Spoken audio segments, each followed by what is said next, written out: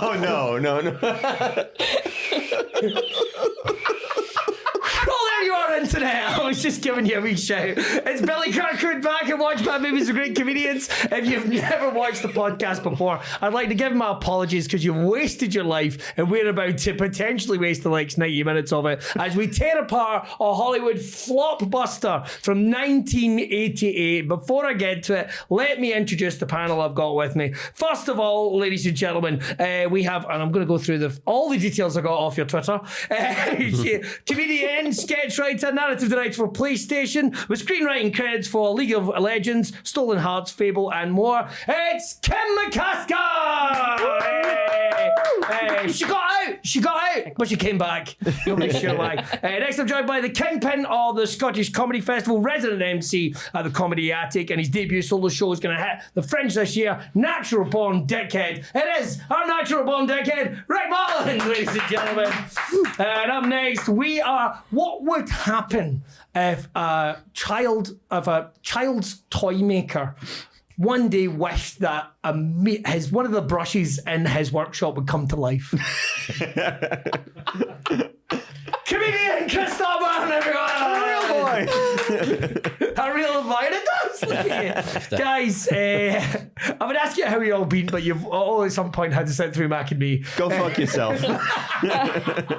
This is a film, right, that I have to admit I've done live riffs on a couple of times, and it's hands down one of my favourites to do because it is just see the live riffing thing where you're just taking the piss out of it. It is so, from like the opening scene to the very last scene. It's got everything from, I mean, like every aspect of it, from script to acting to it being a rip-off, to it being, you know, sponsorship vehicle, to it being, you know, the score is just like a John Williams B score, but it doesn't. They're not edited it at any point, the whole thing is such a horrendous mash of crap. So let me break it down. If you are in the mid-80s, let's say, and you've had enough of the story of maybe an alien coming to this planet and being separated from his family, being chased by the CIA and NASA, and finding yourself in a suburban one-parent family, and they understand you and teach you the meaning of life. Well, that's E.T., but this is Mac and Me, which is essentially the same fucking film. There's no two ways about it. Can I just say, it's not the same fucking film. It is so far away. Oh, Rick, it tried its wee best. No, it did. But that's like saying that the Mexican Elvis that I saw called Elvez was doing his best. You know, he is right, because E.T. is extraterrestrial and this is mysterious alien creature. Apparently, though, they did use a lot of the stuff from the E.T. movie on this movie. Oh, you could try, like, I think they might have done it right down to the same house. It's what's everyone's introductions? Because mine's is a little weird, right? Because big confession, I did not see E.T. until I was in my mid-30s, right? I did not. Now, let me break it down. So E.T. came out So for you, this is E.T. Is the rip-off? Is the Mac and Me rip-off? E.T. is the tribute to this. Just picturing Billy watching E.T. like, I'm getting real Mac and Me vibes from this. Stephen Bastos. And everything. Spielberg should be ashamed of himself. Tell you what this film needs. It needs a bumhole for a face. Do you know what? This Jaws movie, well, this is just a prequel to The Meg. That's what this is. Piranha 2, fuck you. So, like, I didn't see E.T., right? And I just tried to figure out the timeline in this. We were in a rich family growing up. We were home videos, right? So I think I missed it at cinema, which I think was like 86 or something. 84. 84. So we just didn't get to see it, right? Maybe my brothers did, but I didn't get to see it. 82? Then you're a teenager, and it's not really the cool say, hey, you want to get to smooching? let's put on some ET. I don't know why I'm in the 50s. That's when I was a teenager. And then I didn't see it in my 20s when I worked at Blockbuster Video, humble brag. And then it was only when I got paid by STV to watch this with my kid that I actually got to see ET for the first time. So Mac and Me is a dyed-in-the-wool fucking where it's at. I have layered jealousy can I of you ask- working in Blockbuster, getting paid to watch ET and having some sort of work with STV. You talk about humble brag. Video games, what are you talking about? Humble brag, though. That is honestly, Can I- you know what? can I- That came after. That came after. How much did you get paid to watch ET, and how much are we all getting for you making us watch this? Sweet lady, fuck off. But so that was it, and I'm trying to figure it out, but I definitely saw this at the cinema because I contacted an old mate of mine's Jamie, right? And they went, we went and saw this at the cinema together. I went, yeah. It was when they were giving away 50 free tickets to go and see it, and it's like when he shared, I went, not 100% sure when it was, but he reminded me that I fell asleep and woke up with the curtains closed for the interval. That's how long ago it was. And I probably went, way! So I didn't even fucking stay awake during a second set of this. So that's it. This was my first sit down, easily watching it in like 20, 25 years or something like that. And You're not watched it again at any point from. no, I'm aware of. No, aware of the kind of pop culture and the kind of cultum that kind of built around it. My only knowledge of this, I knew the film existed and I knew it was bad. Yeah. My only knowledge of this is the Paul Rudd thing, Well, yeah. which is like kind of like made it almost a bit legendary. The film. Yeah. Right. So I'd not seen it, and I sat down 2 weeks ago because I thought we were going to be doing this when I had time to do it. Right. And I thought I watched the film and I was like, fuck. And then everyone was like, oh, are we going to do a podcast this month? And I was like, we fucking are now. Because I've sat down and watched this monstrosity. Yeah. I'd say that I'm being slightly unfair. I did do some live riffs to this, and I would love to do it with the regular lineup from this because, like I say, it's punishing point to this film, and I quite like that. See, that's it. It's like Masters of the Universe. I thought it was a fucking work of art when I was a little kid. Like, it won't get any better than this. And it's like, this had an alien. This had McDonald's in it. This had this is everything you need. It won't get any better than this. That's how simple I was. Even now, that's how simple I was with my movie desires back then. So even it being bad, a little slice of Americana, but not quite right. Not New York, not California, like Oklahoma. Yeah. That's what this was. Chris, what about you? So this was only my second time watching it. The first time I watched it was maybe at uni, like, you know, when we were kind of going through all the bad movies, and it's just like, oh, we'll get drunk and we'll watch bad movies. Watching this now, stone cold sober in the light of day, it's like, this is a shift. I'm trying to find some nice things to say about the film. You brought up the score because I remember early on, I'm like, okay, the music's not bad in this, and just as I'm thinking that, it comes up on screen, Alan Silvestri. Doing a John Williams tribute again. It's a rip-off. It's a total rip-off. He's definitely a rip-off of Back to the Future it's in it as well. It's like, I definitely hear Back to the Future twisted now. But it's like what they did with the score. It's like they've just gone, you go away and write a score. I'm going to edit the film, and now we're just going to move that track and put it over it, because like the score doesn't finish when scenes finish. No. There's there's bits in the beginning when the ship's landing, and it's just you just see a foot going down, and the music's going ba ba ba ba ba ba ba ba. It's Well, I tell you what, before we break down this shit weasel of a movie, it's scene by scene. First timer and last episode of this season, kind of. Amazing, Billy. Yeah, what did you think? What did you think? I mean, I'll be honest. I remember when I was a kid, I was quite ill, and I think it must have been my cousins or something. Because of this? That. No, that was last night. Okay. But no, I saw this when I was a bit ill, and it was scenes of it, and I still remember seeing the creatures, and it made me more ill. Oh wow! And I didn't want to see any more of it, and anytime I saw like the poster for it, it made me think of being ill.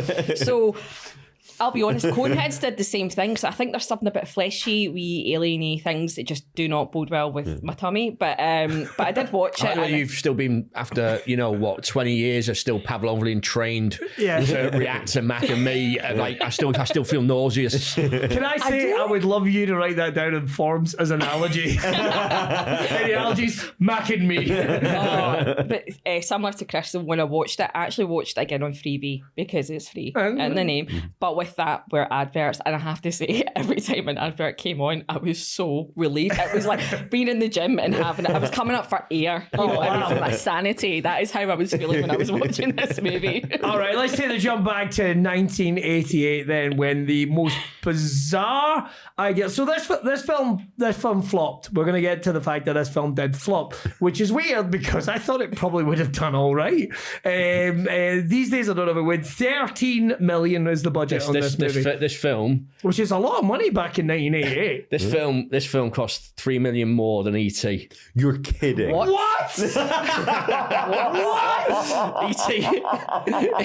E.T. was filmed for in 83 was filmed for 10.5 million. This was 13.5.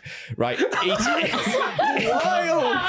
E.T. grossed something like grossed like $500 million or something worldwide. This did 600 and this did 6.5 million. So this made back less than half its budget. Yep. Was that like hush money for the actors for the PTSD? What was that for? Wow. What did they spend the money on? Well, this was Orion Pictures, who were always a bit shifty. Yeah. So this is one of the producers. The producer who had the power of this had done The Karate Kid. Right, which had been a massive success, but is actually a pretty garbage film. Just okay. Do you know what I mean? I know there's going to be people, how dare you? Well, people said that about Mac and me, all right? So So, and then the director was approached for this, and the director goes into the meeting, and the director in the meeting, he goes, so where's the script? And the producer went, we didn't have a script. But they'd already hired everybody. Everybody was already getting paid. So they basically the film was filming through the week whilst they wrote the script at the weekends. So they went into it with like no improv skills, no nothing. It wasn't like one of these films where you could be like where you'd rely on like Will Ferrell to kind of get you through around like that. It was so they started filming, they didn't have a script, and then you see why pre-production is needed. You'd never know to watch it. Love the 80s. Imagine you heard that today. And you would go, like you say, this came out, international release. It came out, apparently it was quite big in Hong Kong, but they probably thought it was an E.T. sequel or something. I bet you there's somewhere in Europe or somewhere on the Eastern Bloc somewhere where this had E.T. 2 or something written on it. But we got to go straight from the opening gate. Now, this is where your childhood memory will let you down, right? There's just chunks of this movie that I just didn't remember. So we go to the family of aliens down on a desert planet. Now, I will admit, watching this on 3P again, I didn't remember. I went, it's definitely... Yeah, it definitely is, because it starts off and it's like a dying planet. It's not very kid-friendly. Boom, go back. And then we cut to... how do you describe the aliens? Because they are sore on the eyes. It's horrendous design. It's horrendous design. What Mac looked like, but it's like to see the fully formed human beings. Spoiler. The outfits. Which weird. So if you compare these two compare E.T. again with Mac and me, right? With E.T., right, it is the body doesn't move well. But they've spent time on the face to make him feel real, and they go completely opposite in this. And they've gone to the complete opposite. So they've got people in clearly human bodies, pretty much like the Grinch. In the Ron Howard movie, right? And then they have the faces that do not move. We can afford one moving face. We have and the mouths are assholes. Like the owls are like they look like bumholes. It's what I thought. It looks like a sex doll's arsehole with a face made around it. I was like, and that's all I could see for the whole movie, which is terrifying for the kids movie. But that is what I took from that arse. I'm glad that we both landed on arse. Yeah, it does. Because it's a weird. It's like you know when you get you see like an art house horror movie, right? And someone will go away and then someone will come back and they're wearing a faceless sort of child's face kind of thing. You could picture them coming back with that face and it being even more terrifying. It's such a bad design choice that from moment one, you're like, well, these don't look... At no point are you convinced it's not a person in a suit. Whereas E.T., I never didn't believe that wasn't real. Do you know what I mean? The reason why I was on my phone, if you're wondering, is I suddenly had a memory of an E.T. porno. Don't. And I was double checking if the makeup looked anything like the characters in this. They do not. Extra testicle? No, it's the charmingly named, where is it? The E.T., the extraterrestrial, just porno. That's it. E.T. porno. Just E.T. porno. E.T. the extraterrestrial porno. I bet you at some point, cock comes up, glowing end. Sadly, no. E.T. has, let's put it this way, E.T. has flipped genders in this bad boy and is getting ridden quite hard during the entire film. I mean, By Elliot? I don't think so. I don't think so. Goodness. I'm more interested. I'm going to claim, I still think that E.T. is better than this Mac and The thing about the makeup choice, right, that gets, and I'd say it's sore in the eyes. It's not horrible. So, do you remember what did you guys make of when you first watched Dark Crystal as a kid? I was scared. It's terrifying. Yeah. It was, as a kid, it was terrifying. Yeah. But it's odd choices, and this has got something of that in it, but not in a way of I've chosen this, in a way of this is what we've got. It's the frozen sort of facial expressions that these characters have, and the dad looks like he's in pain and he's sad, and it never changes, and there's something really eerie about that. It kind of looks like someone's tried to make a blow-up doll out of like used meat. Yeah. You know what I mean? They just like packed all and go, that's what we want. The same expression as well. If you're picking any substance to make a blow-up doll out of, then meat would be. That does happen in Preacher, but anyway. Does it really? It does. We'll see. Let's cut to it now. No, it's the weird contradiction of like a really sad, miserable kind of collective that are meant to be a loving family, and they look like they clearly love each other, but they look so hurt and abused. The opening sequence, and there's no one else. It just looks like it's just them. It looks like they've done something. My dad's done something wrong. In another tribute movie, right? What would have happened is a black monolith would have appeared. That's the thing. It felt like 2001, like extended dialogue-free, or like There Will Be Blood, extended dialogue-free desert opening. Matt picks up a rock and beats his father to death.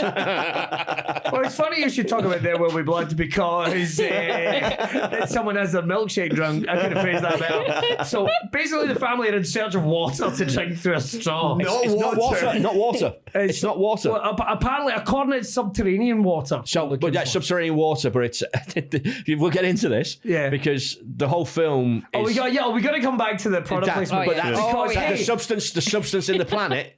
Is the substance this film is clearly sponsored by. Definitely. It's planetary. Well, I assumed that the substance that they then find when they come home basically is their way of going, Earth's found something better than the water of life. Sit down, alien bastards. Is that what it was? I think I missed that bit. So there's a bit basically they're drinking water from the planet to help them survive because it looks like all they fucking live on, I'm assuming. When a NASA search probe lands and brings the best special effect probably of the movie, and then no, best special effect of the movie. Coming up. You are right. So this NASA probe lands, and it's still weird. If anyone's ever done any editing, did you get the film? It's like, shit, we need to get this up by like another 10 seconds. That's all right, just add a bit on the end of that shot. Because this probe lands and the camera just holds on it. Holds, and the music misses the point. Nothing happens. And there's the probe, and you go, okay, any minute, a guy's coming out. Anything? Nope. So, Dad, assuming the reason they ended up on the planet, basically throws a rock at the fucking. All these gentle alien creatures. Fuck off! Maybe this is our way off the planet. Go fuck yourself. Imagine that's what happened in Wall-E. Imagine that's what happened in Wall-E. Wally's on this planet, just picking that rock up and putting it somewhere else. Jesus Christ. I'm going to leave it here with these three walking shit weasels or whatever the fuck they are. So they investigate the probe a bit closer. Yeah. Via sorry, it's just you have to hear yourself say it out loud. But it's described as the lander starts taking atmospheric samples via a suction device. Oh, again, I mean, it's a what is the physical makeup of these aliens' bodies that allows what happened to happen? Yeah. There's loads of it. So basically, they accidentally get sucked up by the probe, right? Revenge of the Probe. So then it brings this, you know, like Stretch Armstrongs or dog toys or like elastic bands. Is like, is that why they look that way? Like, is that what made of? They have no physical substance to them, and the entire family, and it happens. Even the baby. Yeah. You don't even, and he brings them. So Dad's getting sucked up. He fucking drags them in. He fucking drags them in. Dad's a cunt. Dad, we're gonna come back to why Dad's a cunt right at the end of the film. We find that out. But I mean, the tube hole is that big, and it's like full adult grown, just get sucked in and like stretch out and get sucked in, and at no other point is that. And no, when they're getting shot at the end and stuff like that, you know, and it's not something they do. No. It's just the physics changes, and oh man, And they don't try and get out. and we are at this point. 3 minutes. I was going to say 2, but yeah, I'll give you 3 minutes. We're 3 minutes. 3 minutes into It's the a film. slow opening. Yeah. The thing that I find the worst about this whole thing is that these creatures are clearly dying of dehydration. They get to Earth, and the one thing that we decide to give this thing is endless carbonated drinks that are going to continue to dehydrate them. Well, that's the thing. Like, we've all got that one friend who you're like, you know, you should drink some water, and they're like drinking Coke and drinking Monster, and just like, Jesus Christ, how much are they paying you, Rick? I just went full I've got one for everyone. Oh, thank you. Got one full pill. There we are. Oh, to me. There you go. It's the real thing. Thank you, mate. I mean, how many times? All I'm going to say is, here's to product placement. If we can get this closer, I don't know. Billy, turn the can around so you can read it. Sorry, I was trying to get my Pepsi tattoo. I'm playing both sides, so I always come out and talk. Pepsi, you had your chance. Come on. Right in the mic. Yeah. There we are. Yeah, sweet, life-giving nectar. Oh, God. And look at that. The sugar levels have gone down. I wonder how many times this featured in the movie. Oh, it's amazing. Yeah. Well, It's amazing. I mean, we are dropping in a period of history that I actually really enjoy, which is 1980s Americana, where it's somewhere between how it was in the 70s, and everyone's kind of discovering new things and where we are. But commercialism is bigger than it's ever been, right? So, but we'll get back to that in a minute. So the probe goes back to Earth. Spoiler, goes back to Earth, where the NASA, I mean, I've got to say, I was not too impressed with the technicians that NASA had. it's the whole thing is like that.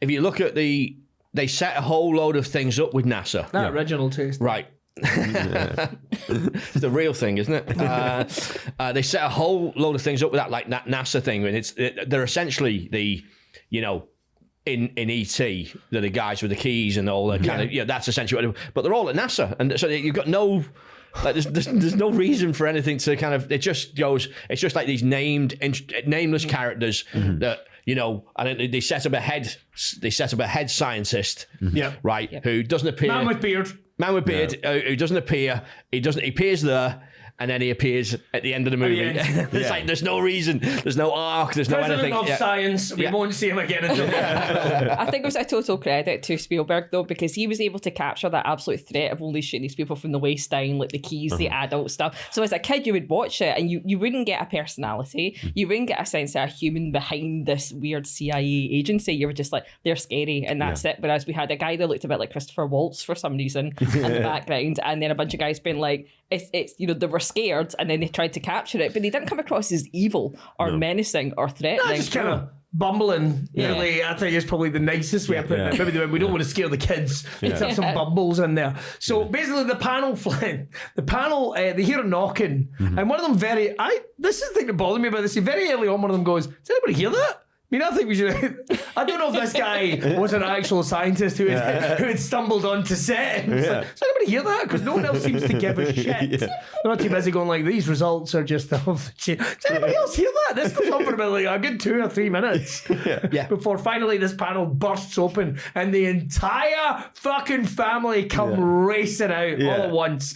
Now, something I noticed about this. So here's a question, just from the film point of view, right? Do you think NASA know what they've got in there? Well, the thing is it the thing's sucked it they're up? very calm. No, I don't think they do. No one is ever sufficiently freaked out by Mac or any of the other Nobody aliens. gets a gun. Like, oh well, someone gets a gun at the end of it. But like, anytime somebody encounters the aliens, like, you know, in ET, you know, they scream when they see ET. But like in this, everyone just kind of is like, huh. Who are these guys? It's like it's a fundamental change. I think it's the appearance. Everybody goes like, is this it? It's the only thing I liked about the Man of Steel movie. I didn't like that film, really? But I hated the film. Right? You didn't write on it, did you? No. No. God, no. But I didn't like that. But the only thing I did like about it was was what they did with the idea of Superman turning up from another planet, that you go, it's proof of life. Yeah. It's a fundamental change to what we believe. It's like if you see, you know, when you see a ghost, you go, all right, there was a life after death. It changes metaphysics of this planet, kind of thing. Yeah.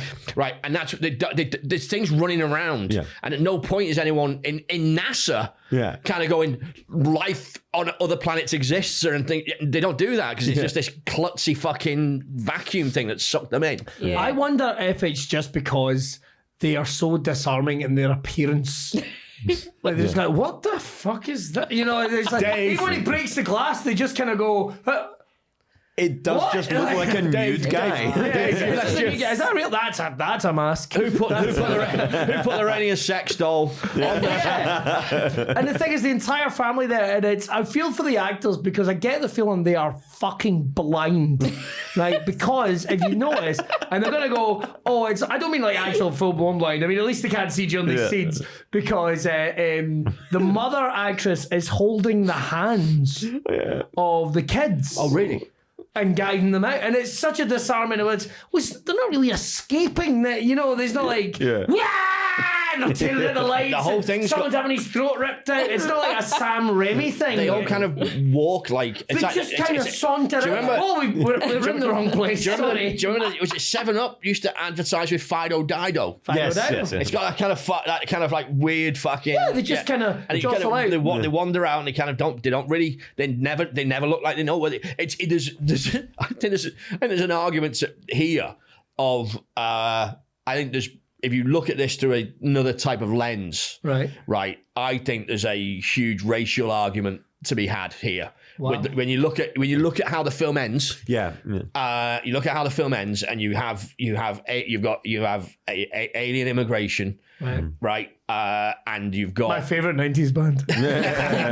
My favorite 90s band. you have that, you have them, and you have what they kind of go through, and you know that how how daft they're portrayed, how violent they're portrayed, the whole thing. There's a real weird kind of like, I think someone who was meeting them on a Saturday afternoon, who was on the writer's room on a Saturday afternoon, had a problem with immigrants at some point. Yeah. Well, it's an interesting way. I'll tell you what, well, we have to address that later on. We have to address that head on.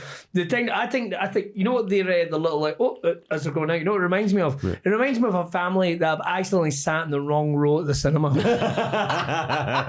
you know what? What's that? What, 3A? Oh, we're in 2A. I'm so sorry. I have to get up. Come on, guys. I say, I went to the cinema with Joe McTiernan a couple of weeks ago. Right. And he put the moves on you? We did that. We went in and we sat in like D12 and we were sitting in E and we should have been in C. Right, and we sat in, and this family walked in, and the mum walked in with like a fucking can of special brew, right, and like walked in and walked past us, didn't say anything to us, right, and then didn't say anything to us, and there was an Asian couple sitting behind us, had a problem with the Asian couple, right, and then they moved the family along, and the family sat down, and then everyone else was like, okay, and the mum was getting really angry and sort of just huffing and puffing. And me and Joe were like, can you believe, what a wanker. And then Joe went, mate, it's us in the wrong seats. And we went, okay. And we both just stood up and went, sorry, it's us, walked off. And both of us left our fucking drinks behind. Oh, no. And neither one of us would go back for them, like, because we were terrified of the embarrassment of that family. Yeah. No. We've all been there, man. Yeah. This is a support group. Have you ever nicked a seat in the cinema, right? When you go in and you get your ticket, right? And you go, do you know what? That one's free. Yeah. Right. I'll just sit there. I'll sit there. How long into the film is it before you feel comfortable? Oh, no. See, I always book the front row. I think I'm the only person that likes the front row because I like to feel like I own the place when I'm watching the movie. You don't want to see anyone behind? Yeah, that as well, but it's like I can pick all the leg space, the screens there. It's not like back in the day when it would hurt your neck. Nowadays, it's like it's perfectly made so that you can enjoy it without hurting yourself. So I'm like, you know what? That's my favorite place, and thankfully, nobody else seems to book 20 that, minutes. So. 20 minutes? I think 20 minutes, because if they then come in, I can go, you're wrong. Yeah. You can go and sit the fucking wherever you like. You're late. Go fuck yourself. It's like I'm You're not interested in seeing this film. In fact, give me a fucking ticket. It's quite a rush when you're sitting in someone's seat and you're like, do you know what? I'm in it. It's the trailers are on. Yeah. Oh, fuck. Okay. Come on. Right. That's genuinely. I do that. Particularly if it's an embarrassing one where you're like, this isn't my scene. And like, you're nowhere near it. Like, you're nowhere near it. Your snacks. Your snacks are on the seats. Fucking. I got you a hot dog. You can have it. But wait, like, so the escape scene, I'm not quite done with it yet, right? Because there's a brilliant shot where they like just let them go, because clearly this, I guess it could be quite realistic. I don't know what we're meant to do here, right? I don't know what we're meant to do here. But there's a shot of them literally scuttling off, and then the guy, it's the lack of security that gets me, the lack of airlocks and shit, particularly. Maybe it's COVID that's done it to me, you know? But he opened the door, and then you just kind of see them casually walking down the corridor from the back, and it's just like, do they know? Like, are they still rolling? Like, did someone just not say cut, and that's them going to lunch?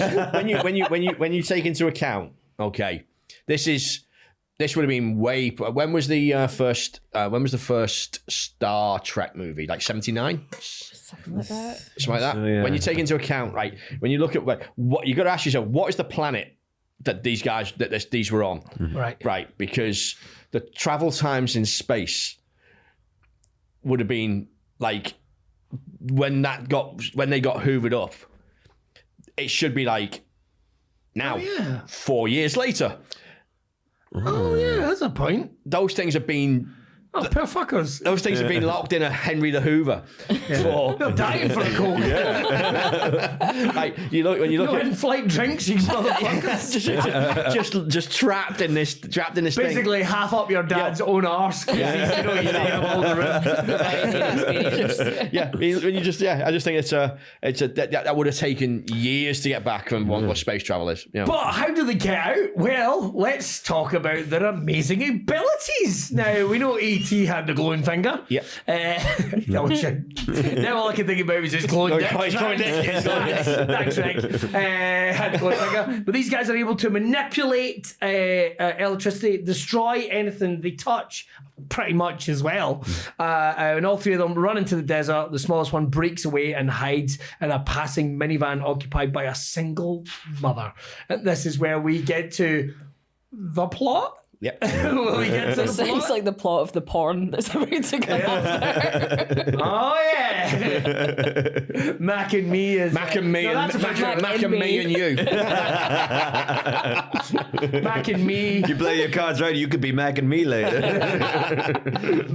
Fucking hell. Mac and me, 2 cups. We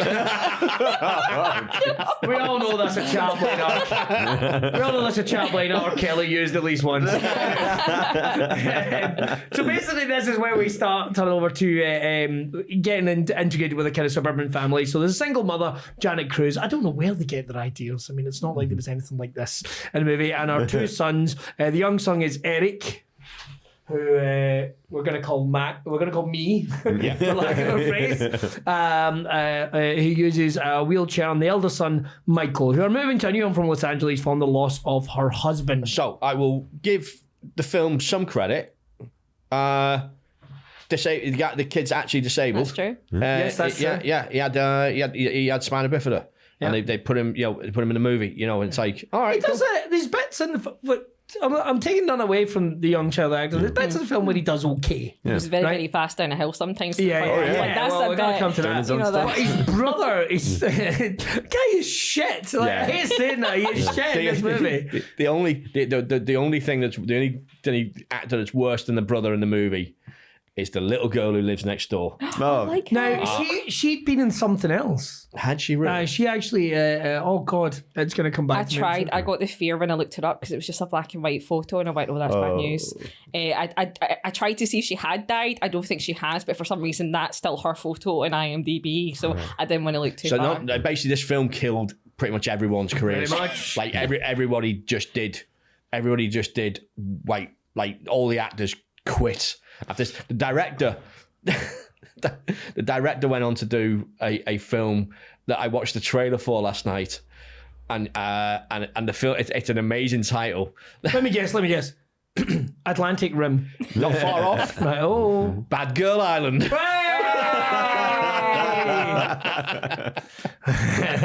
Ian Stirling, that's where you're heading. Bad Girl Island. Here in Bad Girl Island. Yeah, when Channel 5 pick you up. Yeah, when they bring it back in like 10 years' time. Get rid of it, come back. True story. I actually, Ian answers the phone like this. Oh! Didn't even ring. Bad Girl Island sounds like how they do Love Island on a Grand Theft Auto. Oh, God. Yeah. So, true story, I actually led a writer's room for the Love Island game. I've not put it on my resume at all. Why not? I didn't. First of all, didn't know it was a game. What console was it for? It's like a little mobile game. It's just paper dolls. Oh, wow, we didn't go straight to PlayStation It was, 5. oh no, so that's it, yeah. So I went into this writer's room thinking it'd be like, I don't know what I was expecting, but it's just a bunch of tattooed white guys being like, all right, and I don't What's wrong with that? Leave it alone. For Love Island, though, I was like, have you watched it? And they're like, no. And they were like, have you watched it? And I was like, So no. every one of you's got hired having no interest in this. Yeah. The whole process was just trolling 15-year-old girls, and some of them still send us hate mail because we ruined their booze, essentially. Oh, Yeah. there we go. Download If anyone it would when you like can. to send Kim an email. Free to play. So anyway, we start seeing some incidents round about the house. Well, the car journey is the first bit of real product placement. Yeah, oh Because- God, yeah, yes. yeah. Now, we have to hit, we'll get to this straight away, right? So the common misconception is that McDonald's paid for this movie. They do not, right? We're going to get back to McDonald's involvement in the movie in a bit. But the film is financed, right? Am I right in thinking? Yeah. By the food distribution company. Yeah, but we're exclusive for McDonald's. Yes. So it's sort of McDonald's by slush fund. But yeah, so this is it. And this was, we'll get back to that. First bit of product placement is in the truck. It's in the truck, and it's basically there's a whole sequence of, hey, where's my can of Coke, kind of thing, and Mac. These creatures are Coke aren't tied into this film at all. the product placement is. They got product placement, but it appears to be everyone I've looked like they haven't paid to do this for some reason. Yeah. I mean, I'd say now though, did it do them any good? I guess that's the question. Well, you got to ask yourself. There's the famous bit of product placement I remember being, I think it was Coke. For first time I ever heard of like product placement was Blade Runner, and it's been the future. And there's a big Coke sign in that, and it's the idea that the product lasts that far. This thing is just cans positioned all the way through it, and everything. You know, there's loads of product placements in this film. It's the whole thing's packed full of it. I mean, doesn't McDonald's have like a deal with Coke as well? Probably. I mean, well, the whole thing is like, I mean, you kind of go when you look at it. The whole thing is Mac and Coke. Yeah, it's like, you know, oh God, I mean, completely. There's a bit where when the second time Mac ends up in a Hoover.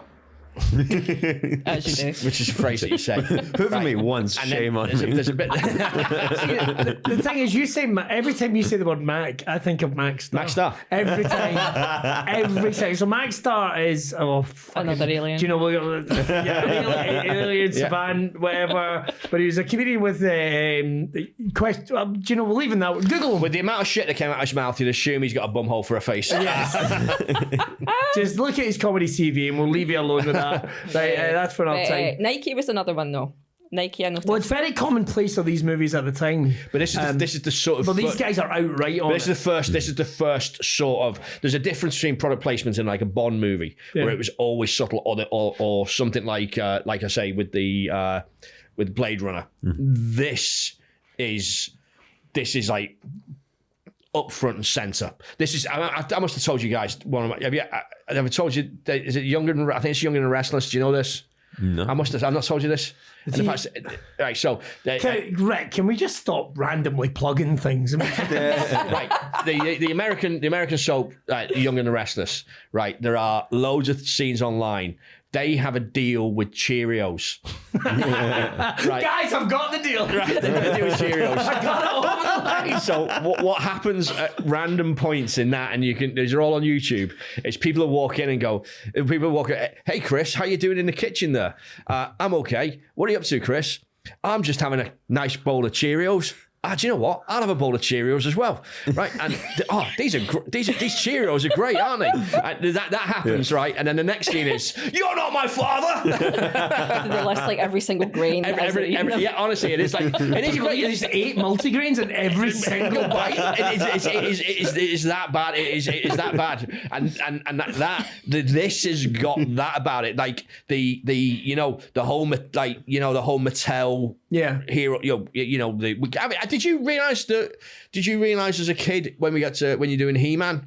Yeah. That it was a product line cartoon. I didn't know that. I just assumed it was I assumed that like the cartoon happened and then the product line came afterwards. Yeah. But when you look at it and understand it, you go, oh no, it's not. It's the other way around. This is a film version of that. Very common in films of the time. Yeah. Like even down to this is going to sound mental, but like pizza wasn't necessarily a big regular thing that people could get over here in like the 80s. There wasn't many like pizza places. Really? No, not at all. And then they kind of spouted up. You would have to go to an Italian restaurant. You did not get pizza delivered to your house. See that surprises me, given that we had such a big Italian. Exactly, but you would not get it delivered to your house. You couldn't go out and get a box of pizza. You had to go to a restaurant. So it was all these things that changed about that time. Movies around about that time as well, like The Wizard, Fred. We shouldn't mention his name because he got done for being a bit touchy feely. Fucking Fred Savage. Yeah. How ironic. Savage by name. Savage by nature. The movie The Wizard that he did. I mean, it's a big advertisement for Nintendo. With the Power Glove, yeah. Yeah, with the Power Glove. Oh, really? Power Glove. I don't think I've seen The Wizard. Oh, well, you're all right. You're all right. It's another one of these. Let's not fight. It's another one you go, oh man, I loved that when I was a kid. Leave it there. Yeah. Just leave it there. Let the kid enjoy it. Just what shameless time that was. Anyway, we all go to see Barbie. Yeah. I'm genuinely excited. I am apart from Will Ferrell. I actually did go, oh. It's just you already did this in Lego. Like, why you? I was like, as soon as he popped up in the trailer, I went, oh, shit. Yeah. Oh, well, I'm going to see it anyway.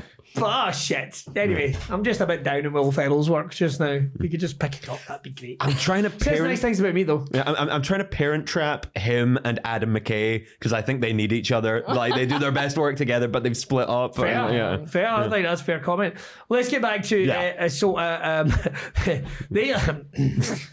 Excellent Succession joke. I like it. Mac has now got his way into the house, and incidents that keep occurring. As we said, poor Eric here gets blamed for the majority of them. Right? Do you remember this? This is where the tone starts being really weird in this film. Well, there's a mega weird bit just about to come up. Yeah, the whole so the tone of this film shifts all over the place. Like, you know, you go like from scene to scene, and this whole next sequence plays out like I don't know when it was made. Do you remember? You know they did a Twilight Zone movie and William Shatner's in it. Yeah. Right, and you've got it's the famous thing where he's in the plane and there's a gremlin on the wing of the plane and no one else can see it. Yeah. Well, Shatner's in the original episode, and John Lithgow. Oh, is that right? Yeah, and they did that. The next bit of this sort of plays out in that kind of slightly, because the film, I feel at this point gets weirdly creepy because it's like footsteps across a carpet. They're clearly fucking alien footprints. Yeah. Right, and like no one, and the shower goes on, and like and then but the kid in a wheelchair is getting blamed for everything. The room's completely trashed, and the guy's like, how do you think I did it? I appreciate it. The entire garden and is fucking turfed on the floor. And she's like, what have you been doing, Eric? He's like, I'm in a fucking wheelchair, you mad cunt. You could do anything if you put him around to it. And even his brother gets in a little cough, man. Yeah, I can't believe that. Goes, I'm away back to bed, I can't deal with this. And that's clearly just after Dad's died. Yeah, that's clearly a bit of like, because that's in E.T. where the big brother has a go at Elliot. Yeah. Do you think they've maybe just one of them saw E.T. and one of them saw E.T. and the rest of the writers didn't, and they just went, "I couldn't be that successful." Honestly, it just looks like just ripped stuff up. I reckon this was spoken. Someone's gone from their memory of it, and what they've done is it was the very first version of ChatGPT. Right? Give me a script with an alien, a kid, The alien gets trapped. The alien gets trapped here. Let's throw a fucking Hoover in there and let's see what we get. Just seemed like a really backwards sort of warning to parents that give their disabled children a disability-friendly household. Just like you've got the low tables, the wide access, and then suddenly the house is trash. And she was like, "Well, you had your moment." I tell you what, you're in a wheelchair. You're in a wheelchair, and we've got problems. So here's what we're going to buy a house. We're going to buy a house that in the back garden is a massive hill and a cliff drop. Just before we get to that, right? I want to get at one thing that maybe is the most 2023 thing to notice. How big is this fucking house? Oh, yeah. This house is massive, by the way. Absolutely fucking huge. Yeah. Single mum is making bank. I think. She's doing something. Only fans before it was a thing. Yeah, well, it's just a sort of pay you get from Sears. She's moved across country for a job in Sears. Yeah. Later on in the film, they give her a cup of coffee when she's walking. She must be a boss. The other thing about her as well is like right at the beginning when the furniture guy's taking the stuff out of the van and she goes in full can and be like, "What are you doing with my stuff?" And then the guy goes, "Oh, calm down, it's just our blankets." And she was like, "Oh, I'm sorry." And it was weird. I've never seen a Karen do that. Yeah. You know what I mean? Like they go in full 100% and they never apologise. But one line she went in full enrage and then she was like, "Oh, I'm sorry," and that was it. I've never seen that happen in real life. No, I don't mind remembering these angry moments in case they reopen the investigation into my husband's death. of all the unrealistic things in this movie, basically, that was the thing that made me go, "This is terribly written." Yeah. The scene that got me with the terrible writing was the first introduction of the girls next door, and it is, "Hey, how are you? I'm fine." And then, "This is my sister. Hello, how are you? I'm fine." It was also clearly from like a White Snake video. What the fuck is going on? The older sister is really weirdly flirty with the young Well, it's a really odd little. Oh, well, I'll see you later. Okay, that's how we talk to little disabled children. She's just unlocked her kink. She has. But then, right, so basically, Mum goes back to bed. She's clearly having a hard time. If we're putting it, we are describing it better than it's written. Yeah. She's having a hard time. She's just going to deal with all this later. But poor little Eric gets upset, so he rolls out to the back garden where he's looking for Mac. He's looking for Mac. At this point. He's not. So basically, I'm trying to figure out how he gains speed. He gets blamed. He gets blamed for the thing, and gets basically, and because he gets blamed, he gets pissed off and he goes out the back and he's a bit miserable. He hears a whistle from Mac and moves forward half an inch, and then chaos ensues. So basically, he runs away. Well, he doesn't run away. He wheels away. He wheels away. Sorry. He wheels away. I don't watch myself. I don't want to get cancelled. I'm not going to fucking lie. He doesn't run. Goes down the hill. Rolls away. This is the famous clip from Paul Rudd uses in Conan, which is mad because I've got two reactions to it. First of all, he could have picked other scenes in the film which are much worse than this. But because we've seen this scene so often, when it actually happened in the film, it's like when the band plays the big single during the gig. Everyone in a circle! Everyone in a circle! Everyone sit down! So the 20 minutes in, so poor Eric gains speed. The chair gets... loses control. But as he's falling off the cliff, he holds on to his chair. The dummy! It's clearly a dummy. There's bits where he's trying to pull the handbrake, and it's like as he's going down, the handbrake kind of comes off in his hand. It's like the whole thing. Oh, fucking dodgy wheelchairs. And then Obamacare. He falls off a cliff and starts drowning, and then Mac dives in and sinks to save him. There's a point with Mac just kind of doesn't drink any water while he's down there. No. Yeah, just kind of floats up, pushes him out, still in the wheelchair. Can I also point out, this might blow the screenwriter's minds. Disabled people can't swim. Just so you do know that, right? And we don't know the depth of this thing, but there we go. So he comes out, and if I remember correctly, so he gets found very quickly. By his mum is at the top of the cliff. Yeah. I wouldn't keep her up there. Mum's up there, and they basically, right, out of nowhere, I totally missed this as a kid. Pretty much, I consider that he has tried to commit suicide. It's an amazing scene because it's like, well, I'll just leave you alone in the room with the doctor, right? And the mum goes out, and then the doctor sort of tricks him into. Yeah, it was only doctors that talked about that kind of thing. and it is. You're going, wow, and normally when you're dealing with this stuff, this is a fucking Hollyoaks episode, and they're going afterwards. If you've know anyone who's had trouble with suicide, call this fucking number. But here it's this throwaway. Hey, hey, you've rolled off a cliff. Yeah. It can't have been an accident. Yeah. You had to. As a kid, though, right? Yeah. I wonder what I was thinking when I watched this. Like, they must be checking if he's bad. They're like, what? I would never have went suicide. Yeah. It would have never crossed my mind. I understand, maybe in the way they're trying. No, this is no place in this film at this point. Nope. And the poor doctor who's not even like. You want me to ask him what? You want me to get? It's the health and safety of the situation is that he's in a wheelchair and they live next to a fucking hill and a cliff. Yeah. This is always a possibility. Yeah. You know what I mean? All I could think of was one of my favorite scenes of The Big Lebowski, when Walter confronts the other Jeff Lebowski, and he goes, "Listen, I've seen some vegetables and vets with spinal injuries. This guy's a phony." All I can think of was him going, the doctor not knowing what to do. Listen, you're not fooling fucking anyone here.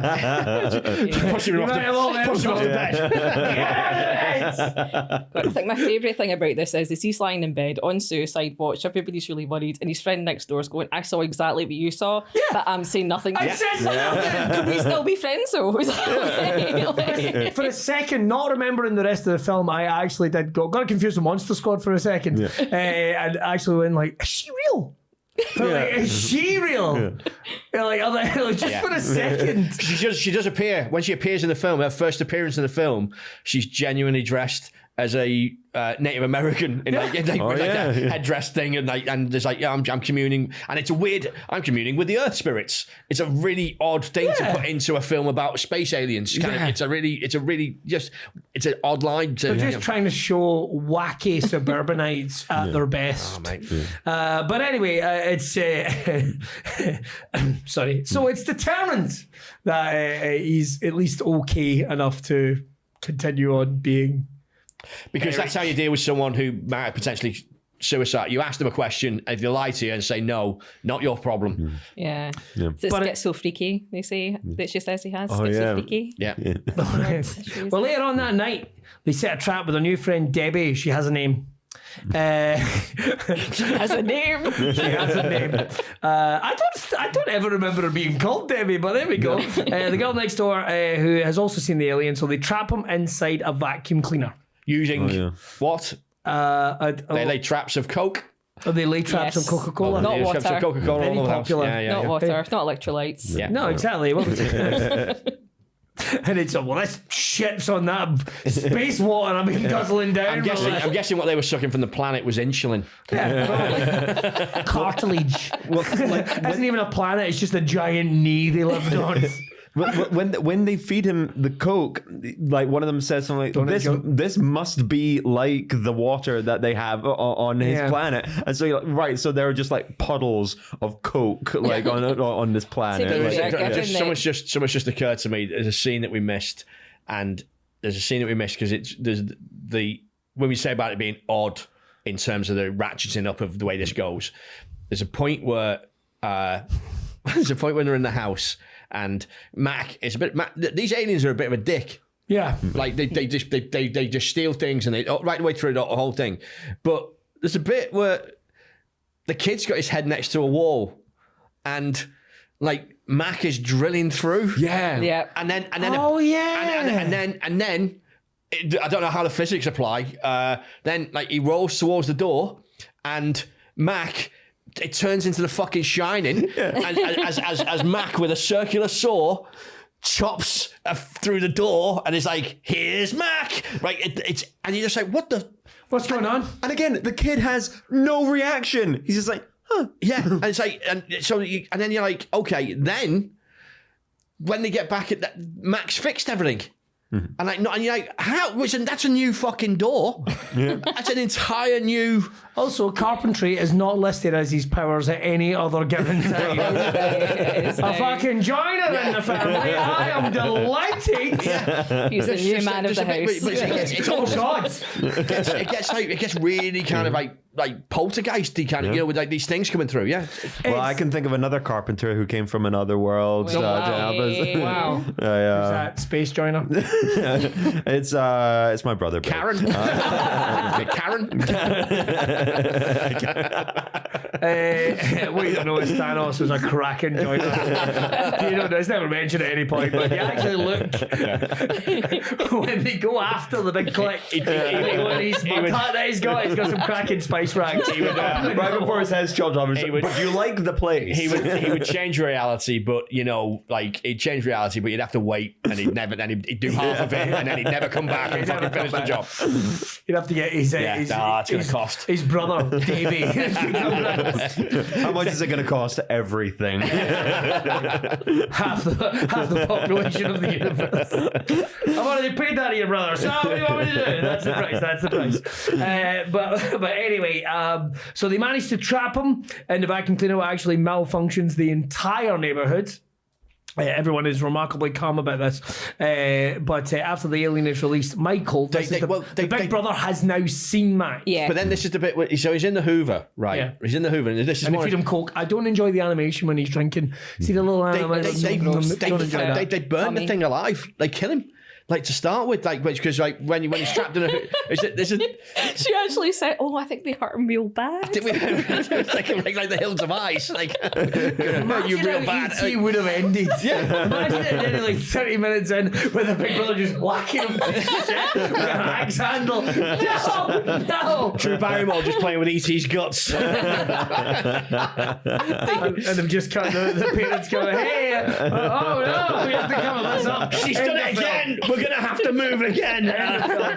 The back garden is just a graveyard of ET.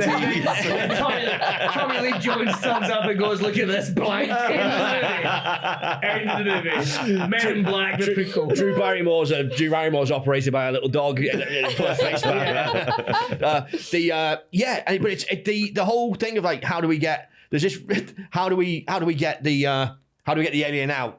Yeah. And the kid just goes, "Don't worry, I'll reverse the motor." Yeah. And Which I don't like. You see this in films all the time. all the time. It's like, I've never had one vacuum cleaner that you can reverse. Yeah. I've never Not had once. to do that. I've never had to do that. it's there's other things that don't exist in the other thing that doesn't exist in films is lifts that you can fucking stop and have a conversation in. Yeah. Oh yeah, if you press the alarm button, first of all the alarm rings and you hear that security guard coming and go, "Is everything all right? Is everything all right?" Hey Chris, I've got something to tell you. Well, we won't get to the bottom floor. I'll wait. That doesn't exist. Where is a guy over in the corner?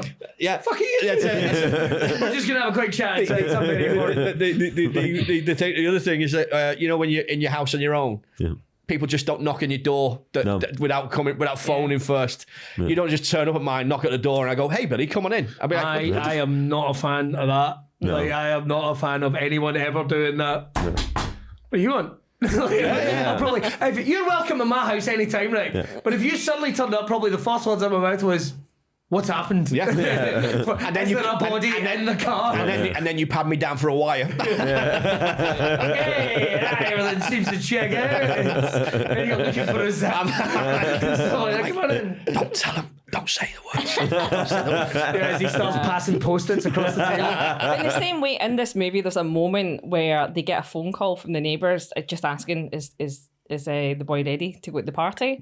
Like, that's the setup for that's just the whole setup for the McDonald's party. I just thought that was so pushy with the fact that they called, being like, "Is he ready?" I'm like, "Well, you're next door. Just go see." Yeah, I know. No, but you know what kids in wheelchairs are like. It takes them a fucking age to get ready. Can we please don't put that out as a clip. Paul, you got one. Please don't put that. Please don't put that out. Paul's got that one. Live already. I'll send that one to Copstick. She'll love that. She probably will. Oh, mate, not with my history on. Right, so we need to go through as a pinch. Basically, Mum has no reason to believe there's an alien around, but she now thinks both her sons are fucking barking. There's no two ways about it. This move out here has not worked out. Like, hey, at least I've got that manager's job at Sears because I'm a boss now. Yeah, in a coffee mug. Her reaction is brilliant. She's just like, "This is fine. This is okay," and that's all she says. I guess if we, knowing the back history, putting ourselves in Janet's, I'm going to call her by her first name, I feel like we all know her. Yeah. She has just lost her husband and she's just kind of like, if I can just get through this shit, everything is going to be, this will all calm down. Yeah, right? Like maybe she's just like, this is clearly just a manifestation of my grief. This is my Babadook. This is I assume that's going on, but we have to go back to the other subplot. Remember the one at the start of the movie? So the FBI are now trying to chase down the Mac family? Is that what we call? Because we do see that the Mac family are looking for poor little Mac, but we don't know where they are. I mean, I actually at one point was really confused because I was like, did they get home? Yeah. Did they go home? The desert. Same thing. I thought they were still on the planet. Yeah. I didn't realise they actually made it to Earth. So I was confused as hell. Like I blinked, I went back and watched, and it's never put into context. No. They run off. They run off. Yeah. And he splinters off, so they've run off into They've literally kept going into the desert, which is again is why we say Dad has terrible judgment. I'm not saying that he's the one that rules the roost, but he's definitely the one making all the bad decisions for this family. Right, I'll say that much. And they're sort of communicating with one another, like doing this. That's right. And like they've got the bit where like they they make Mac cry, but like it's not convincing cry. You're just like, oh, the thing's leaking now. It did look like there was some brain fluid coming out. At this point, are we not skipped over? Oh, sorry. We've skipped over something that's essential to talk about. Well, the reason I'm bringing this is because we actually don't really come back to this bit for a good long time. So that's the last week. Forget about the family. Trust me. All right, okay. You are going to forget about the family, right? You might even think they're not on the planet, which we'll come back to later on when it comes as a bit of a surprise. So anyway, after the alien train down, changes damage to his house and leaves behind several newspaper clippings that Eric believes is an attempt to communicate with them. Meanwhile, the FBI agents Wicket Zimmerman try and track Mac down by spying on the crew's residents. So they are of the opinion something's going on. I smell a rat. Something's going on. And like everyone knows the bit. So they've got there's no evidence for this. It just because it happens in the film, there's no like link. There's no. They just go. He walks out. They go. He walks out. He gets no clue. He walks back into the car and he sits down and he goes, "Yeah, it's there." That's all he does. There's no reason. And then there's no investigation. And then the kids spying. are inside. The kids are inside, going. They know he's here. It's like, it just there's no reason for any. No, there's so much in this film of that, like things happen just so they can happen, like with no causal effect, nothing. It's just, what do you need to do? We need the police to turn up, and we need to know they're inside. So that's all they do. See, the fact you told me that the budget for this is more than E.T. It makes that staggering, because in my head it's like, why wouldn't you film a scene? It's like, oh, maybe they're trying to cut money. No, hang on. Where are they cutting the money from? What bit did they go? No, that's essential. In favour of that bit. So basically, they're going to the party. So they decide the best way to disguise Mac is in a teddy bear suit. So take him to a party at the local McDonald's. Which is completely different from when E.T. was disguised as a toy. Like, completely different. I think so. I'm glad everyone picked up on that. Right, we got to talk to some major things. So first of all, this is Ronald McDonald's movie debut. Right? Legit. Now, he won a Razzie for this. Did he? He won a Razzie. Did he really? He won a Razzie. That seems really unfair. He did such a good job. He looked the part. He's really No. It's the actual Ronald McDonald. Is there such a thing? Yeah. Well, in the 80s, there was a big campaign. So if you looked at anywhere, 80s, maybe even 90s, and you saw a McDonald's advert, Ronald McDonald, it was this guy. That's so weird, because the way he sounded, it was not what I was expecting. It wasn't friendly. It was like, oh, it could. And I thought, that is not what I was expecting. Because you see what you were expecting? You were expecting Krusty the Clown's voice to come out. His name is Squire Friedel.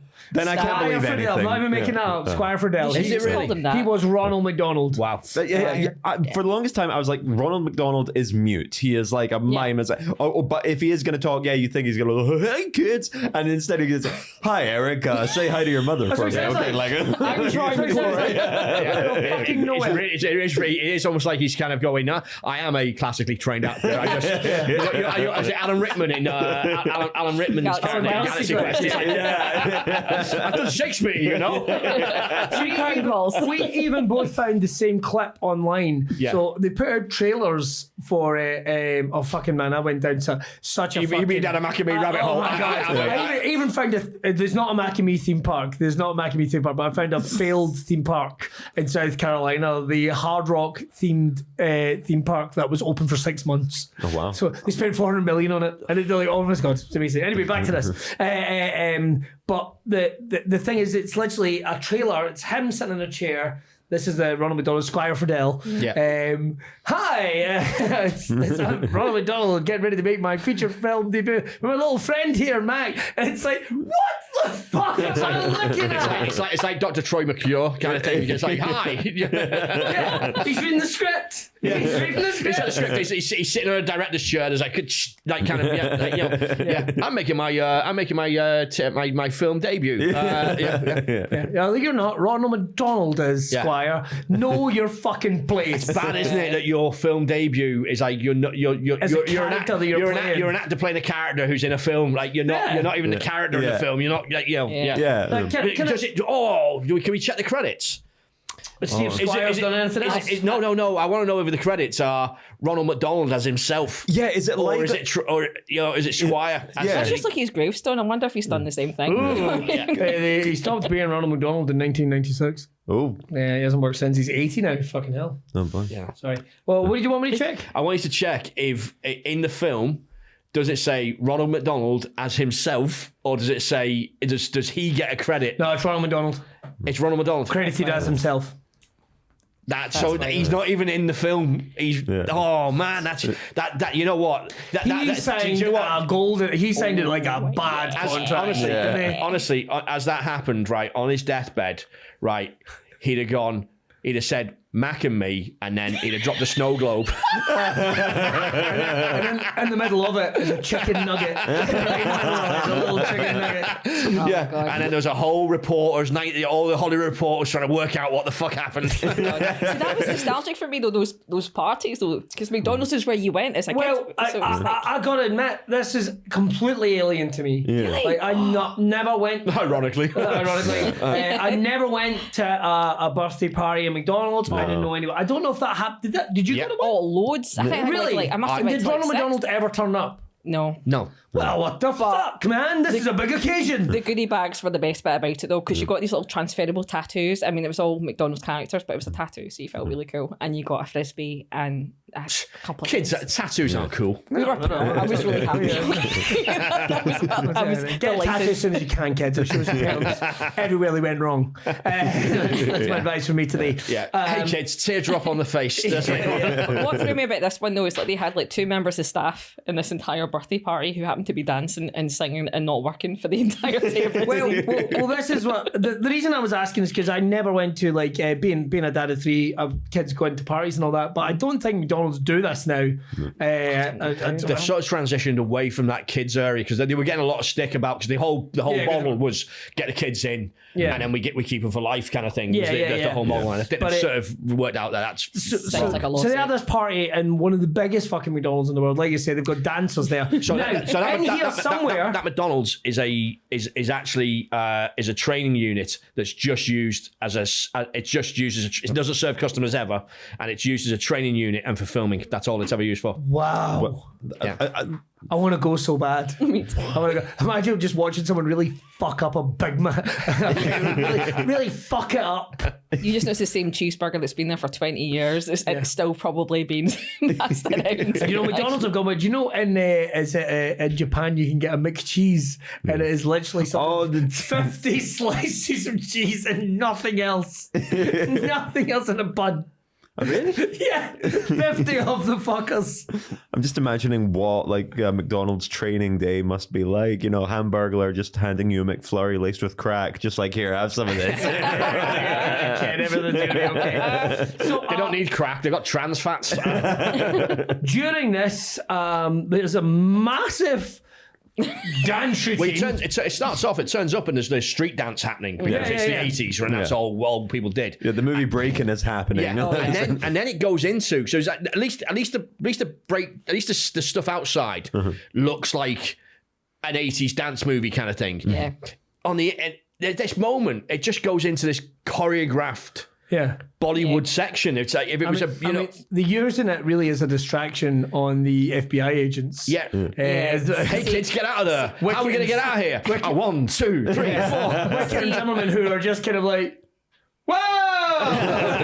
So I'm not the. I am just. I realize I am an unmarried man. I'm married to the badge. Yeah. I'm just here to find an alien. Nothing's going on. So I was going to mention something, but I think you're about to say the same fact that I was going to drop. Is about a person. Well, this is. I missed it, guys. If anyone else, I tried. I couldn't. Second Friends reference. So apparently, this is Jennifer Aniston's debut movie. Yeah, 19-year-old Jennifer Aniston. Apparently, she is in this. I can't see her anywhere. I can't see her at all. No. Like, she's one of the dancers apparently. Yeah. So that can mean anything. Yeah. That could mean absolutely. She could be the one inside the teddy bear suit. You know, it's a strange moment where Mac starts joining in the teddy bear suit and starts dancing. It's a really weird moment. Creature that can barely move can suddenly really cut moves on the dance floor. And it's just like, I mean, they have somebody in the suit, but every now and then they'll do a bit of stop motion. Yeah. Did you notice that? There's a bit of stop motion. I don't like the stop motion at all. I don't like the stop motion at all. It's the bits that Wes Anderson directed. More accordions. But what we got here, so Wicket and Zimmerman chase them through the nearby neighbourhood. So they get out. Basically, they use it as a distraction to get away. They chase them through the nearby neighbourhood, through the shopping mall, even going via the very same Sears that Mum works in. She's got a coffee cup. She's in the middle of a fucking meeting, assholes. And you're coming into her house. I'm just kind of pulling for the mum. I don't know why. I'm just kind of pulling for her. I just had a thought. Go on then. I know why. I completely going to destroy your mum theory on her being a good person. Oh, I'm not saying. No. I reckon she's killed the husband. No. No. Here's why. I'm just kind of pulling for that her. house did not come from a good moral Here's compass. why they assumed that Eric had tried to kill himself. The dad killed himself. Oh, I mean, we don't know. She's setting them all up. The dad killed himself. The dad killed himself. Right. She's doing it again. And because no one can put up with that woman. Imagine if at some point Mac is able to speak and they go, listen, I've always wanted to ask you, what was the deal with bringing the plants in? And you go, oh, I didn't do that. At the end, there's an after credit Mac. There's an after credit sequence, and it's after movie sequence, and it's Eric on the laying surf, just getting up out of his wheelchair and walking. The mum drops her coffee cup. And he's getting into a car. The car drives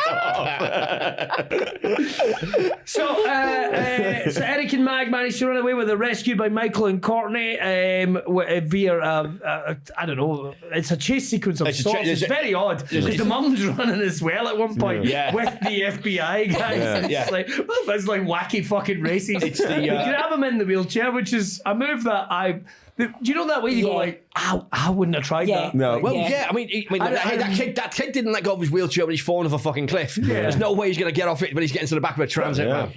And also from the back, it's clearly a guy in his mid-20s. Suddenly I know when he's got traps and fucking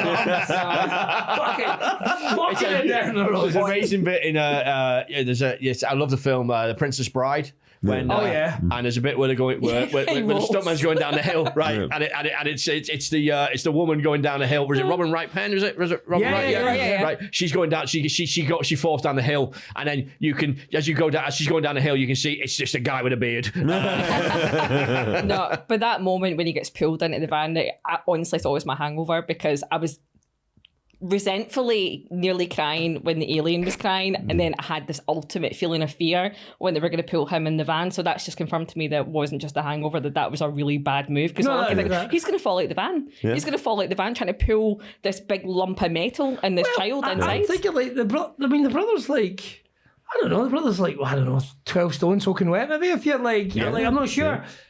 I mean, that's a hell of a move. I know it's just a film. We know it's just a film. Fear.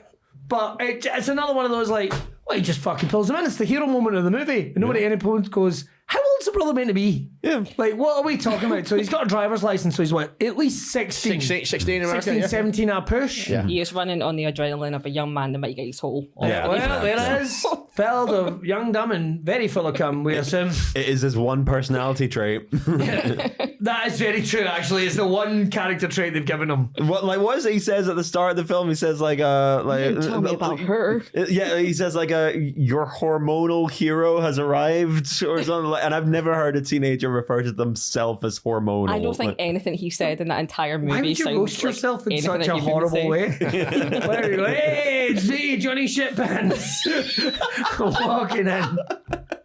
Oh, look at me, Alistair Nightshits. I don't know, that's just what I called myself during the early 2000s. So anyway, there is a brief moment where the mum actually catches up to the FBI, and they got to go, we've got to do something. And she actually says the words, extraterrestrial or is it an alien Yeah. from another world, and you're like, you fucking cheeky bastards, right? So we're gonna park Mum and the FBI'ers there. So Eric, Michael, and Debbie, and Courtney decide to reunite Mac with his family. They've after all this and the dance routines and getting chased by the FBI, it's like, oh, he appears to have some type of family, so we're gonna try and reunite him. Can I just say before we move on, see when they find that family, I was so sure that they were all dead. Well, this is it. I, watching this today, thought they were back at home. Yeah. So there's a whole sequence when they're going and he's pointing and they're he's trying to get us to go there. I'm going like, what the fuck is going on? What the fuck is actually going on? And when we go into the caves, I just didn't clock it was his family. I went, oh my God, is there a stack of dead aliens? Like, I didn't get it was them. They're at Roswell. I was like, what the fuck am I watching here? No breathing, no eye movement for at least 2 minutes. I thought they're all They're dead. They're dead. I didn't get they were malnourished. I didn't get they were tired. I got those are dead aliens. Yeah. And I'm like, what? Is this some plot point that I've just forgotten? Yeah. But you're right. It's just again, it's you saying the odd choice of the makeup, choice, and then out of nowhere, one of them, I think, like something moves or something blinks. Yeah. It's like, oh, these fuckers are still alive. Oh, this is his family. Oh, all right, I guess that kind of works that they ran away into the desert. You've got us on a technicality there, but you didn't make it clear enough for fucking kids watching, motherfucker. That's all I've got to say. My kids would have went, are they dead? Yeah. My kids would have went, are they dead? It's a creepy few minutes. It's a very creepy few minutes, especially where they leave the guy in the wheelchair. They appear to leave him outside.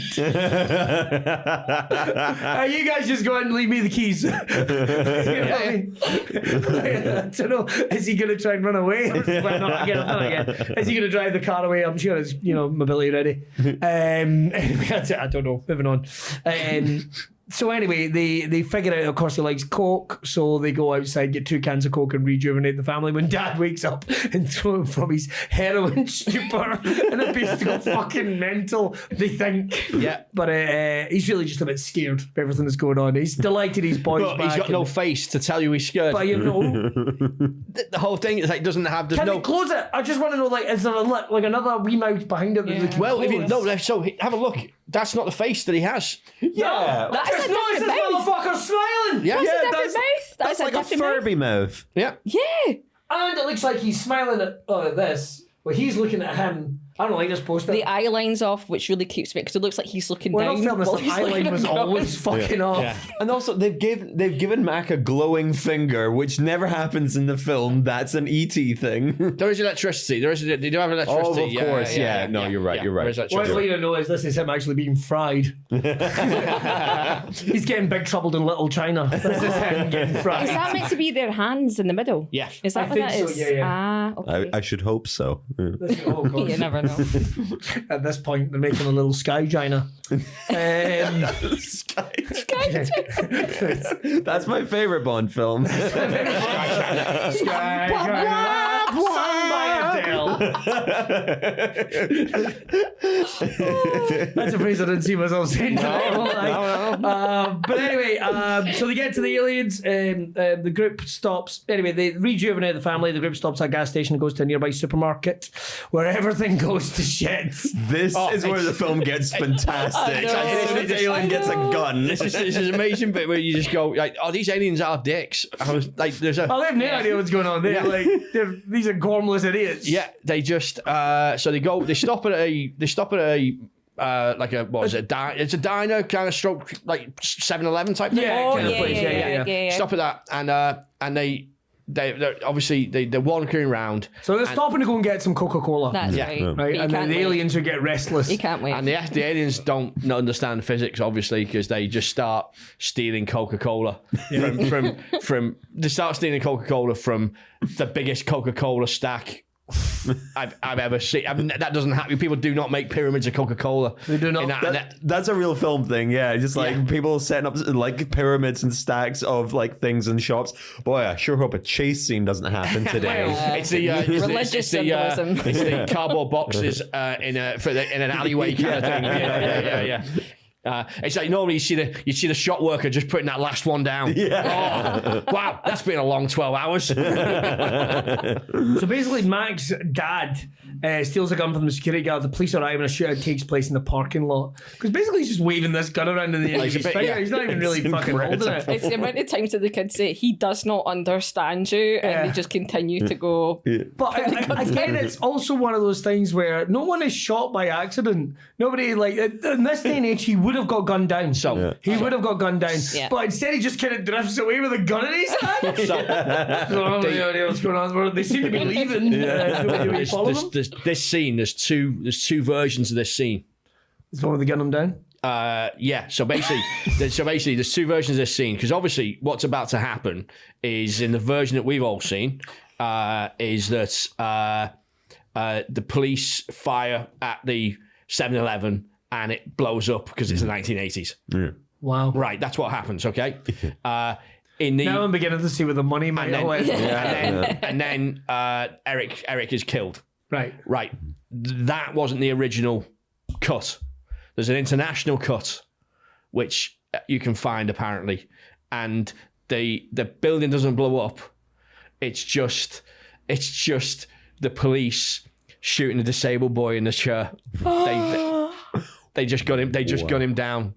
And that was deemed. They kind of went, we need to re-edit that for the American market, and basically, so that's why there's two versions of it now. So there's two versions of it. Yeah. But they did just kill the kid. The police just shot the kid for no reason.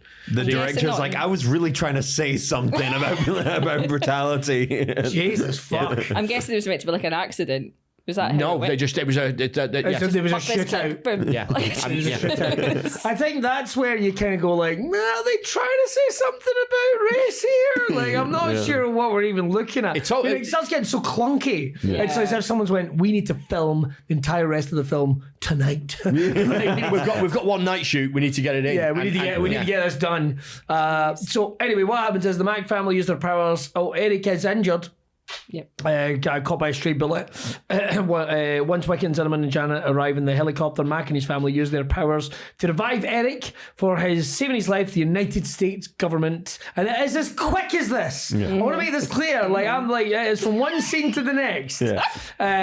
So they do the weird glowing thing of wherever no one's got glowing. Well, they've got glowing hands, not glowing fingers. Don't want to get done. For saving his life, the United States government grant them American citizenship with the Cruz family and their neighbours, as well as Wicker and Zimmerman in attendance. Mac's family dressed like earthlings, which is horrible to see. Dad in a suit is worse than Dad naked. Dad driving a car. And dressed like earthlings, they drive off in a pink Cadillac, which somehow he owns now, and Mac blows a giant gum bubble that says, "We'll be back." No, you won't. They finished the well, they would for you because they made E.T. afterwards apparently. What a film! What a film! I know. Yeah, so they did have plans for Mac and Me Too. We did. Yeah. Cancelled. Mac and Me Too. It's all about Mac getting cancelled. Going back to that scene though in the court, I don't know if it was just me, but the court official that was saying that, you're now welcome to America, it's like someone had absolutely no legal understanding and was just putting weird words to make something sound very, very official as it went on. In the script it would say legal jargon. Yeah. And then this never really got, and then they've just gone to the actor, just say something. I was listening to it being like, this isn't a sentence. What's he doing? It was so weird, but it's like, no, that was. And again, I guess they all live happily ever after. The sister goes back to her shift at McDonald's, which, if you look carefully, they will get that tiny little M into every chance they get. Yeah. She doesn't get like on the hip of our uniform. And it's just a conversation about. I'm just looking forward to getting my 4th star today. It's and there we go. On the review, on Rotten Tomatoes with 28 reviews, the film has a 7% approval rating with the average of 3.4 out of 10. My favourite review of this is E.T. phone a lawyer. I mean, it really was like so close. It's like they went, 4 years is enough. We can do the exact same thing, but worse. So I watched this. This, like, it feels like a fan-made film. It does. There's a whole. We didn't talk about the sequence. There's a whole weird sequence. There's a chase sequence of Mac with the dogs. In a remote How control. can I forget that? So first of all, remote control car being chased by dogs. the remote control cars. I mean, I am king of dogs. Come with me, Mike. And they seem to be better than wheelchairs. Can I say? Yeah. The motorized cars are badass. I forgot. I completely forgot about that. You're absolutely right. It's amazing sequence. Absolutely right. And it's clearly they've gone right. We can't do BMXs. Yeah. We can't do BMXs. You know, we'll do. There's no real point to it, though. I mean, there's no point you go like. In fact, The dogs don't have a point. There's like they're not a story thing. They're not like normally if you set that up, you'd be like, right, so he's getting chased by dogs, and then they'll use that to get away, like they do with the you see them flying the bike once, and then you see them flying. Do you think there was an early edit somewhere? You see the chase with the camper van and him in the wheelchair with Mac in his lap. Do you think there was an early version where he made the chair fly over the moon? Over the sun? They don't want to get sued. They don't want to get sued. I wonder. Oh, did somebody go? We can't do that. He's gonna have to pull him in the van. Yeah. So yeah, there's a bit like a beast. There is a bit where he's in the wheelchair, and it's a definite Marty McFly moment where he's he's an infinite like even the music does that. Yeah, and he's holding on to the back of the Somebody went, Alan, that's You're ripping yourself off, Alan. That's good. We don't need enough of this one. And that is Mac and Me, the cancelled sequel, like you say. They spoke with producer R.J. Lewis, spoke of the ending in a 2017 interview and said they did not rule out a sequel. He claimed that there is public interest because of the home video sales, which have made the film profitable for Orion Pictures, and also said that Mac would resonate with the modern audience and young moviegoers. I don't know how old the producer is, but I would suggest he's wrong. It's going to happen. It's going to happen now, though, because it's cool enough for it to happen. It'll be like a weird horror movie or something, but somebody is going to try and do it. Oh, wow. I never thought about it. They've done that with Winnie the Pooh, and they've done that with... Done that with The Grinch as well. Yeah. There's a Grinch horror film coming out. Oh, I'll tell you what they'll do with it. They'll do like a Cobra Kai. Wow. Featuring Paul Rudd. Yeah. I kind of want to see that. I kind of want to see it. Cobra Kai would be like a... Stranger Things is coming to an end. You know, I need to plug that hole. Yeah. Fucking no way it's going to be Mac and Me. No way it's going to be Mac and Me. Would you go see it, though? Well, yeah, I totally would. Well, you see, the thing is, like, this film takes a couple of boxes for me. I kind of like that little weird slice of Americana. I like the fact that it's a bit weird as well. That just applies to my unusual sensibilities. And the film is... but it's not a good film. No. It is, No, it's not a good film, but... this is the first film I think we've managed, right, that is close to something so bad it's good. The other films we've done, I think are all sort of like, no, they're not. They're just bad films. I think this is more Masters of the Universe. Like if Battlefield Earth is over here, it's unredeemable. It's in this weird place. Yeah, this is Cats. Yeah, this is Cats and Battlefield Earth. So here's good films, outright good films, and it is here. It's just sitting in this weird fucking place. Ironically wafting this every shite. Mac and Me, I've got to say, I'm still going to say it's not a great film, but I think people get so much enjoyment from it now, whether it's from the pop culture or taking the piss or what have you. I think there's something. I wonder if we wouldn't think so much of this film if it wasn't for the Paul Rudd thing. For a 20-year joke. He's been doing it for 20 years, apparently. That was when. I gotta admit, I don't think it's changed my opinion of it. Okay. But I appreciated when he did it. I was like, that's funny. That's funny, because that must have died in his arse the first 10 times he did it. Like, I must have died in his arse. Like, no, what the fuck is this? Or is it just everyone has seen this film and it's enough to make people go, of all the films to pick, of all of it, I mean, would it have got the same reaction if it had been a clip from Beastmaster 2? I don't think so. I don't know. I mean, again, going back to when it made me feel a bit ill as a kid, but also because I saw E.T. first, I can't find any love for this movie. No. I just feel anger. I feel robbed. I feel condescended to. I gotta say, I like the E.T. ride. Not necessarily that bothered about E.T. What? That's all right. It's all right. Mackie me ruined you. Okay. It's okay. We were watching Star Trek and RoboCop. That's what we were watching. When this motherfucker came out. I don't even know what I'm going to say. I would say to you that the way you feel about this film, you've not sat through every fucking film that we've done. That's true. I This is the grizzled vet trying to pass on. Are you okay? Good choices in life. when you come in and you've done your one little fucking movie, and you go, all right. I've earned my stripes here, okay? Yeah. That movie was enough. It is the deep end. He's like, I've seen things you people wouldn't believe. I saw Battlefield. I saw buttholes on cats. All of these moments. I saw cats and the faces oddly look like the creature of a Mac and me. This after Battlefield Earth is sort of refreshing. It's like a cool glass of Coke. I'm glad I could be here for the healing process. You know? In season 2, there's going to be more of these. There's going to be more of these kind of films. I've already said to Chris, there's a film out. There's a film out at the cinema. Oh wow! There's a film out at the cinema now that I want to nominate. I enjoyed this film as well. I have not. I would rather watch. I might even rather watch Battlefield Earth again than the film I sat through about 3 weeks ago. This is a spicy take. What was it? What is it? I sat through Asteroid City. I've not seen it. You don't like it? Fucking hated it. Ah.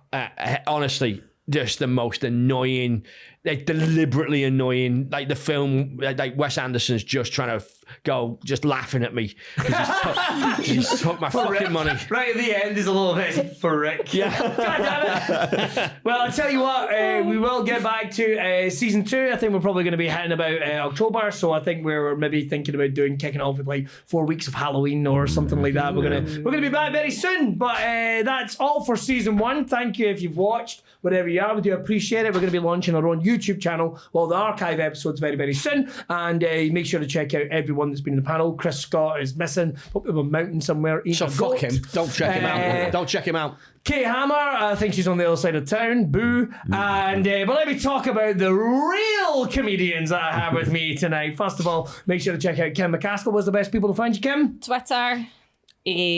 No Threads, not going over the Threads yet. I'm on Threads, but nobody talks to me. That's true. Well, Kim's on Threads, mute. We've got Rick Molland. Of course, you're going to be very, very busy. Loads of things coming over the next couple months, including The Friend. Yeah. But is that all over at the website, or where's the best place for people to get in touch? Come to my Friend show and speak to me. There we go. That's the best one. And Chris Thorburn. Yep, doing the Edinburgh Festival, doing a show all about films. I should say there's a very real chance, I believe, I can't remember, Paul, I think this might have come out after The Fringe. So Well.